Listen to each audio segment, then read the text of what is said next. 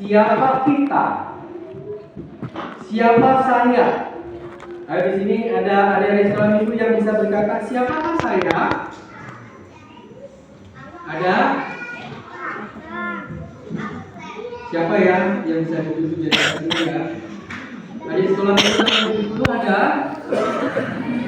Oh, nggak ada? Ada.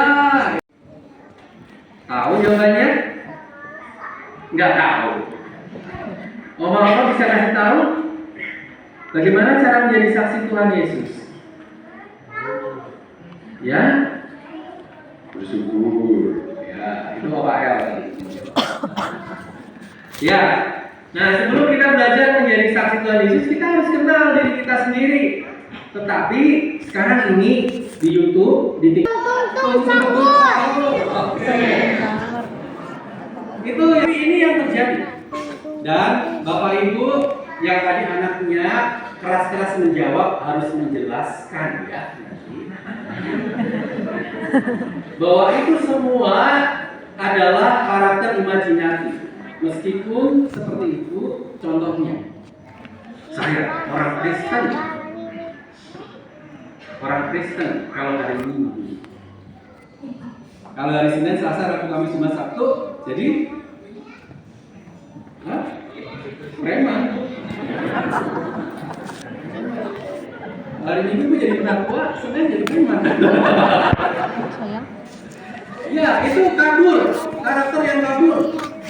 Kalau di gereja, wah tampilannya rapi-rapi semua, baik-baik semua, senyum-senyum semua. Kalau di rumah pakai tanduk semua, itu juga karakter yang kabur.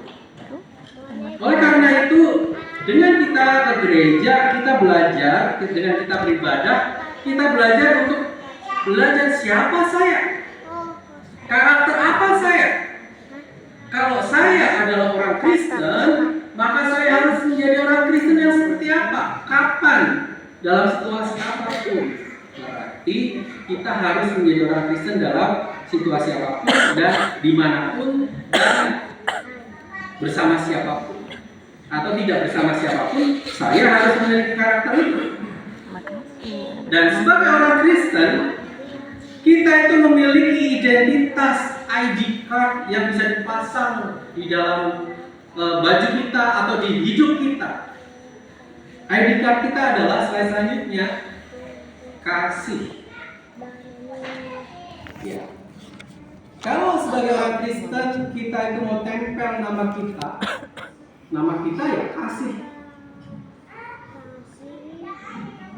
Tapi bukan kasih tarik gani. Bukan bahasa kita. Atau kasih L, bukan. Tapi kasih. Kita adalah kasih. Perwujudan kasih Allah. Kemana-mana kita harus membawa Kristus, mewujudkan Kristus dalam kehidupan kita. Ayat 35 yang sudah saya baca, yang kita baca bersama. Dengan demikian semua orang akan tahu bahwa kamu adalah murid-muridku jikalau kamu saling mengasihi. Jadi, kalau kita kemana-mana selalu mengasihi sesama kita, maka kita adalah murid-murid Kristus. Kalau kita terus mengasihi, berarti kita terus membawa Kristus dalam kehidupan kita. Dalam situasi apapun, kondisi apapun, pada siapapun, tidak terkecuali Kristus harus terus kita nyatakan. Bacaan Alkitab kita saat ini diapit oleh dua perikop. Perikop yang pertama adalah Yesus memperingatkan Yudas yang sebelumnya. Perikop yang selanjutnya adalah Yesus memperingatkan Petrus. Jadi ada dua perikop yang mengapit perikop kita pada saat ini. Dengan dua perikop ini, maka kita belajar bahwa kasih yang Tuhan inginkan dalam kehidupan kita adalah kasih yang tidak membeda-bedakan. Bapak Ibu yang punya anak lebih dari satu, apakah punya anak-anak kesayangan? Tidak ada, semuanya disayang. Bapak Ibu nggak ada yang mau menciptakan Yakub gitu ya? Tidak ada ya? Akhirnya mereka berantem sampai gede gara-gara satu anak papa, satu anak mama. Dan di sini kita belajar kasih tidak boleh membeda-bedakan. Tuhan Yesus memperingatkan Yudas yang akhirnya mengakhiri hidupnya. Tetapi Tuhan Yesus juga mengasihi Petrus yang walaupun menyangkal tapi kemudian bahkan mampu membangkitkan seorang yang bernama Dorcas atau Tabita. Tuhan Yesus mengasihi siapapun dan kita harus melakukan hal yang sama. Kadang kita akan menjumpai orang-orang seperti Petrus yang kalau kita nasihati, belajar, nurut, bertobat, jadi orang baik. Tapi kadang-kadang kita juga akan bertemu dengan orang seperti Yudas yang sudah dinasihati berkali-kali tetap aja hidupnya tidak jelas. Malah kemudian memilih jalan hidupnya sendiri. Tetapi kasih itu harus terus kita bagi. Kasih itu harus terus kita berikan. Karena kasih adalah tanda pengenal kita. Dan yang selanjutnya yang asik setidaknya yang kita bisa belajar dari Tuhan Yesus adalah kasih yang menghindari atau tidak melakukan kekerasan.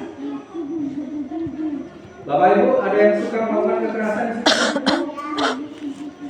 Verbal, kekerasan dalam perkataan, suka ngata-ngatain anaknya, atau adik-adik yang suka ngata-ngatain bapak mamanya? Tidak boleh. Kasih itu harus lemah lembut.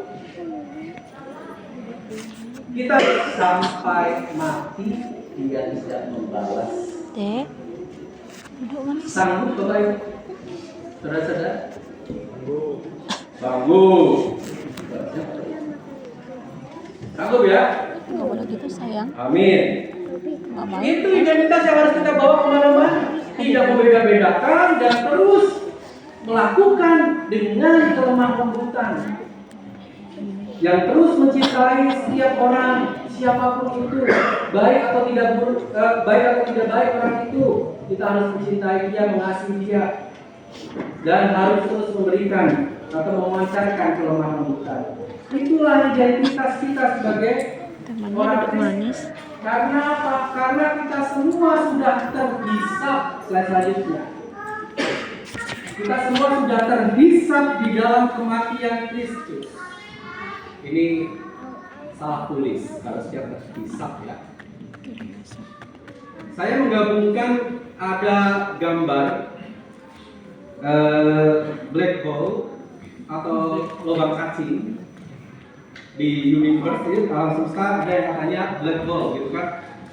Bahkan sebuah galaksi ketika mendekati black hole dia bisa kesedot dan bisa hancur. Dan saya menggabungkan juga tangan Tuhan Yesus yang lubang karena paku. Menurut ahli kan yang benar lubangnya di sini ya, bukan di sini. Karena kalau lubangnya di atas menopang tubuh itu akan bisa sobek gitu kan. Jadi nggak mungkin. Jadi lubangnya yang paling realistis di sini gitu, di pergelangan. Nah, kita semua di dalam kematian Kristus kita semua sudah dihisap masuk ke dalamnya. Kita semua sudah ditebus oleh Tuhan. Kita semua sudah mendapatkan penerimaan dari Tuhan meskipun hidup kita itu tidak sempurna. Oleh karena itu, apa yang Kristus lakukan dalam kehidupan kita, lakukan itu juga kepada sesama kita. Apa yang sudah Kristus kerjakan dalam kehidupan kita, kerjakan itu juga dalam kehidupan kita bersama. Kalau Kristus memperhatikan orang model Yudas, orang model Petrus, kita juga harus melakukan hal yang sama. Mengasihi semua orang tanpa diskriminasi, tanpa terkecuali dengan kasih yang penuh dengan kelemah lembutan. Slide selanjutnya, dan kasih yang Tuhan ajarkan kepada kita adalah kasih yang mengorbankan diri, bukan membawa kurban.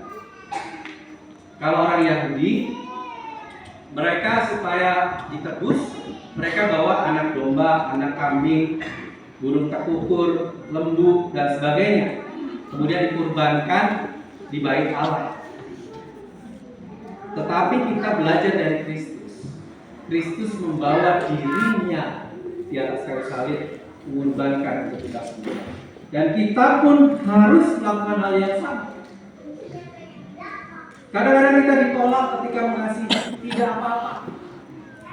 Kristus pun melakukan hal yang sama dan dia tetap mengasihi.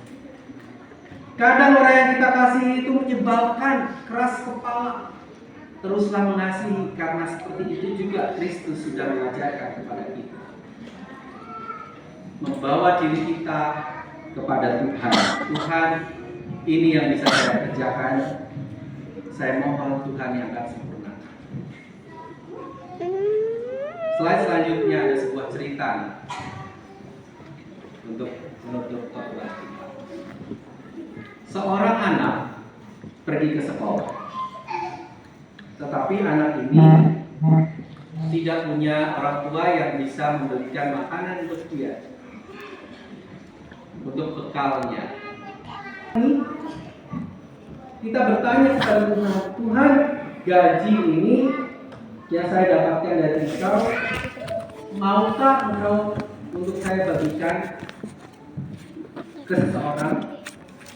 Atau Tuhan, mau apa? Tuhan, saya dapat makanan nih, saya dapat uang dari suami saya. Terus uang ini harus saya apakan Tuhan? Apakah hanya untuk keluarga saya saja dan sekolah? Ataukah ada sesuatu yang Tuhan mau berikan atau sampaikan dalam kehidupan saya? Berdoalah kepada Tuhan untuk setiap hal yang kita dapatkan, termasuk adik-adik yang sekolah. Ketika mendapatkan uang saku, apakah semuanya akan kita habiskan untuk membeli permen, untuk membeli coklat, atau kita juga bagikan kepada teman-teman kita? Disinilah kemudian kita bisa belajar tentang identitas kita. Kita adalah orang Kristen yang kemana-kemana membawa identitas bahwa nama kita adalah kasih. Oleh karena itu, mulai dari keluarga, ajarkanlah kasih itu. Kasih satu dengan yang lain.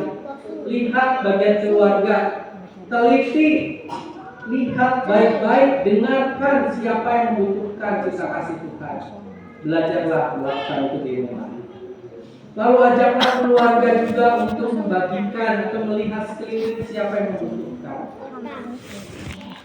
Sehingga keluarga besar GKI Karawaci, keluarga besar orang Kristen di seluruh penjuru dunia akan benar-benar membawa identitas Kristiani itu. Kemana-mana kita akan dikenal.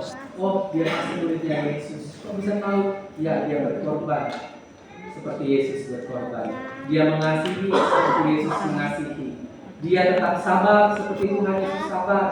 Dia tetap mencintai dengan ketulusan dan tidak dengan kekerasan seperti yang dilakukan Tuhan Yesus.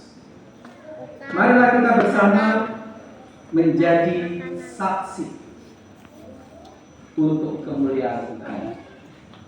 Di punggung kita, di dahi kita, di badan kita, kemanapun kita pergi, sebenarnya kita membawa bendera tulisannya kasih Kristus, dan semua orang harus melihat itu. Kiranya Tuhan menolong kita semua. Amin.